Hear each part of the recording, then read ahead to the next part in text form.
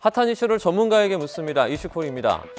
2025학년도 연세대 수시 모집 자연계열 논술 문제에서 시험 문제가 유출됐다는 논란에 대해 일부 수험생이 논술 시험을 무효로 해달라며 소송에 나섰습니다.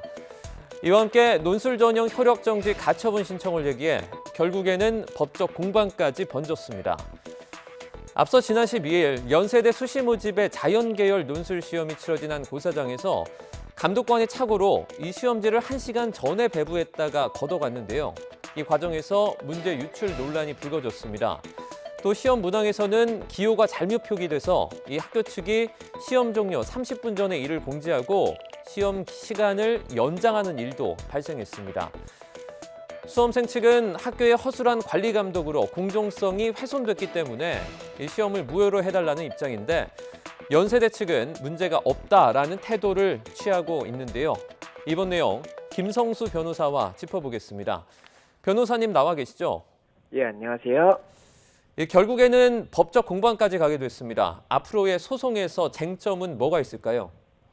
예, 이 사건 자체가 쟁점이 많이 된다라는 이야기가 있었는데 실제로 이제 무효소송 그리고 효력정지 가처분 신청이 진행이 될 예정으로 보입니다. 네. 그리고 이에 대해서 쟁점이 될 수 있는 부분은 결국에는 현재 시험이 무효다라는 것을 전제로 해서 소송 그리고 가처분이 진행이 되고 있기 때문에 이 시험에서 이런 과실 부분이 실제로 전체 시험의 이 결과를 무효로 할 정도의 이런 과실로 볼 수 있느냐 이런 부분이 쟁점이 되지 않을까 생각이 됩니다.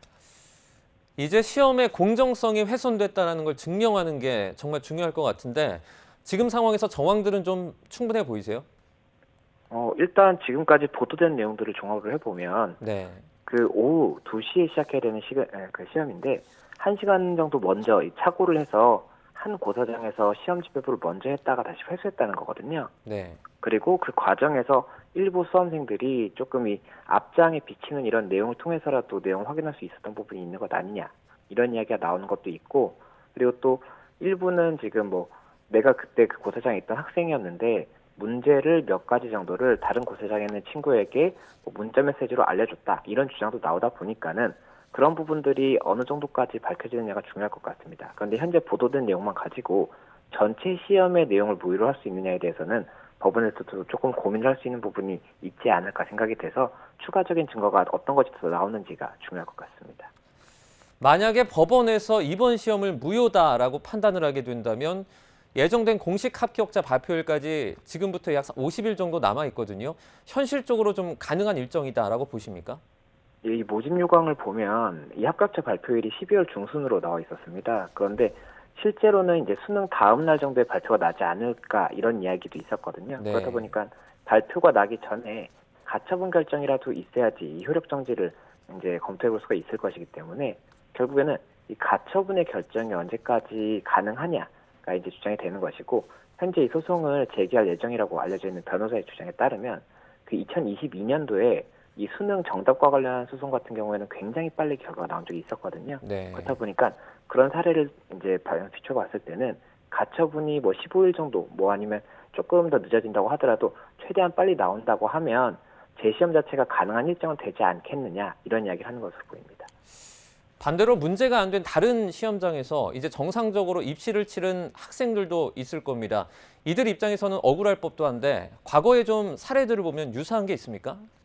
네, 일단 사례들이 이런 이제 경우로 해서 시험이 무효가 된 사례가 명확하게 있는 것은 아닌 것 같습니다. 네. 다만 이런 시험의 오류와 관련해서 소송이 진행되는 것들을 제가 봤던 결과로는 2006년에 세무사 자격시험 1차 시험 당시에 그때 B형 이제 문제지와 A형 문제지가 섞이는 바람에 굉장히 조금 혼란이 있었던 사례가 있었거든요. 네. 그리고 그때 당시에는 이제 무효를 주장했던 것이 아니라 그 수험을 했던 그 수험생들이 이 소송 관련해서 내가 피해를 입었다라고 해서 한 사람당 1,000만 원 정도를 배상해달라고 대한민국에다 소송을 했었습니다. 네. 그리고 당시에 이러한 문제가 있었기 때문에 집중을 하지 못하는 부분이 있었다라고 해서 한 사람당 30만 원 정도의 배상이 인정이 됐던 적은 있거든요. 그러다 보니까 이런 배상 청구의 대상이 될 수 있는 부분인 것이냐 아니면은 전체를 무효로 할 수 있을 정도의 이런 사실관계이냐 이게 쟁점이 될 수가 있을 것 같고 말씀하신 것처럼 만약에라도 전체 시험에 영향 끼칠 만큼의 무효의 사유가 있다라고 한다면 무효가 될 수가 있겠지만 그렇지 않다라고 한다면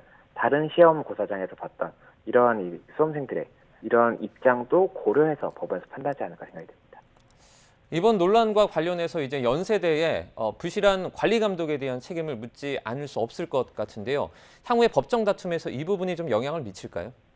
예, 말씀하셨던 내용 중에 이 문제 몇 가지가 오기가 있어가지고 이 시간 자체가 20분 정도 늘어나는 그런 사태도 있었거든요. 그렇다 보니까 이런 경우는 앞서 말씀드렸던 이 세무사 시험의 사례처럼 이 부분 뭐 손해배상 청구라든지 이런 부분이 검토할 수 있는 부분이 있지 않을까 생각이 되는 부분이 있고, 그리고 만약에 무효가 아니라고 하더라도 현재 지금 연세대에서도 수사 의뢰를 해서 공정성 훼손에 대한 이런 부분이 있는지 확인해달라고 하고 있는 부분이 있기 때문에 결국에는 그러한 공정성이 침해가 된 학생이 있다라고 한다면 이 학생에 대해서는 이 연세대 차원에서도 어떠한 뭐 대책을 마련할 수가 있지 않습니까? 그래서 그런 부분의 대책이 나올 수가 있는 것이고, 만약에 이 대책이 충분하지 않다라고 한다면 이에 대해서도 법적 다툼이 있을 수 있지 않을까 생각이 됩니다.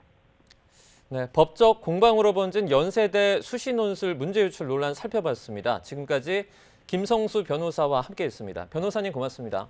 고맙습니다.